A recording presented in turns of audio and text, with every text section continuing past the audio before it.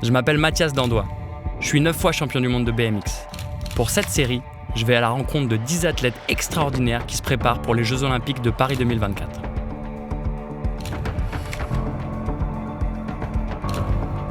Aujourd'hui, je vais voir Pauline Hadot, une surfeuse hors pair. Elle a notamment eu la chance de représenter la France pour la première apparition du surf aux Jeux Olympiques à Tokyo. Allons voir comment elle se prépare aux qualifications. Bonjour, je m'appelle Pauline Hadot. Et je suis Mathias Dandois. Bienvenue dans The Olympians.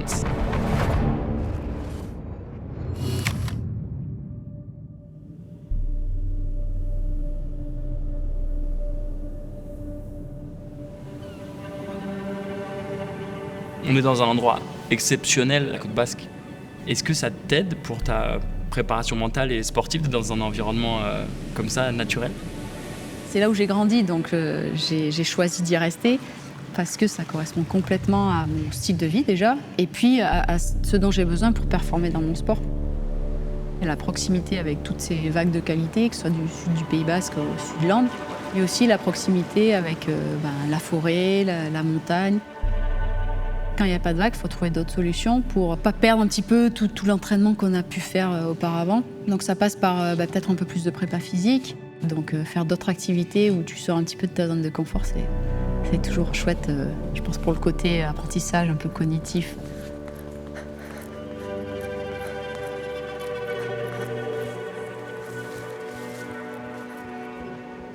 En compète, t'as déjà eu un moment où tu t'es dit genre « wow, là c'est chaud, faut que je fasse gaffe », genre, ou qui t'a empêché de bien performer ? Plus récent, je pense que ça va être à Hawaï. On commence très tôt les compétitions, donc tu fais un peu, pas à la nuit, mais faible luminosité, je l'avais pas vu à quel point c'était gros. À l'échauffement, je me suis fait peur, et derrière, ça a créé une peur qui était là pour ma compète. Surf, tu vas chercher un petit peu à dompter l'élément, mais finalement, tu es toujours un peu à la merci aussi de ces vagues qui ont une puissance incroyable.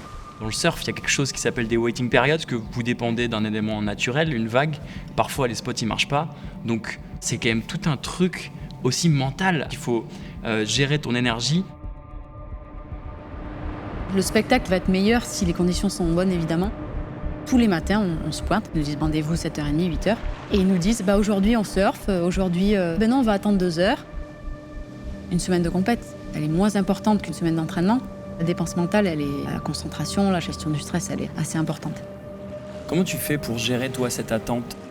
Moi, j'essaie de me recentrer en fait sur les choses que j'ai à accomplir, entre guillemets, pour bien préparer ma perf. Tu vois, tu parlais de l'alimentation, ça peut être quelque chose, l'échauffement, la préparation pour le choix du matos aussi, tu vois.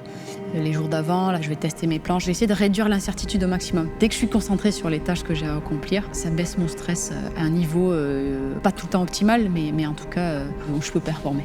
Est-ce que tu sais ce que tu vas faire sur une vague ? Tu as tes tricks favoris ou tu t'adaptes à ce que l'autre a fait ? Tu peux nous dire un peu si il y a un truc créatif, freestyle dans le surf, ou si c'est vraiment tout planifié ce que tu... C'est pas planifié. Non seulement l'arrivée des vagues est imprévisible, mais la façon dont elle déroule, elle l'est aussi. Par l'observation du spot, tu vas savoir à peu près qu'est-ce qui peut être fait sur les vagues du jour, la longueur de la vague, la forme de la vague. Tu vas avoir une idée en fait de ce qui est faisable. Tu vas aussi observer les séries d'avant, ce qui s'est fait, ce qui a scoré, et un petit peu adapter ton surf. Alors tu as en tête peut-être que ce qui score, c'est une première manœuvre forte. Tu vas choisir ton type de vague en fonction de ça et ta trajectoire en fonction de ça. Tu peux aussi imaginer des combos de manœuvres qui vont marcher dans cette situation. Mais oui, tu as beaucoup d'improvisation au final. J'ai plutôt un style dans la fluidité, donc toutes les manœuvres un peu sur le rail. Le link aussi, ça, c'est quelque chose qui me caractérise. Mais après, tu as tellement de variations, d'adaptations. Pour scorer, il faut être assez complet. J'ai vu Rémi avec toi, avec son appareil qui va sous l'eau. Il te suit souvent pendant les sessions. Et est-ce que tu utilises après les vidéos pour progresser ? Le retour vidéo, il va être hyper important. Pour moi, je mette un rendu sur mes sensations, en fait. Parce que finalement, le juge, il va voir ce que je fais. Et moi, j'ai besoin aussi de voir ce que ça donne. Et à partir de là, on peut travailler sur ce qu'il faut améliorer, quoi. Aussi un avis derrière sur ce que je peux produire techniquement, ou côté stratégique, choix de vagues, etc. C'est pas un coach, mais c'est mon coach, on va dire. Tu disais hier que les petites jeunes étaient peut-être plus fortes parfois techniquement, mais tu arrivais encore à être au top grâce à ton expérience. Tu les vois s'entraîner, tu as presque un complexe d'infériorité, tu te dis waouh.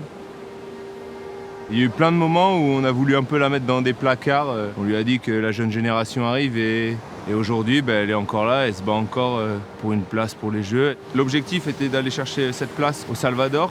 Elle l'a pas eu, elle a fait 2e. Après cette déception, tu as commencé à le digérer. C'est quoi les prochaines étapes du coup là pour toi? Ouais, honnêtement, là, la déception, j'ai mis quelques jours à digérer. Et après, derrière, assez rapidement, finalement, tu te projettes quand même sur les objectifs d'après. Il y avait une place à prendre. On sait que la prochaine, elle sera difficile à prendre, mais encore une fois, elle est rentrée, elle a dit il y a encore une possibilité et je vais tout faire pour y aller. Plus tu bosses, plus tu te dis, il faut que je réussisse, quoi. Médaille olympique, c'est un rêve de ouf ou ce serait comme un championnat du monde? Ah, c'est un rêve de ouf. Pour l'instant, j'essaie de faire les choses étape par étape. Déjà, c'était déjà un rêve de participer au jeu, mais là, ça serait une autre dimension encore à ce rêve-là.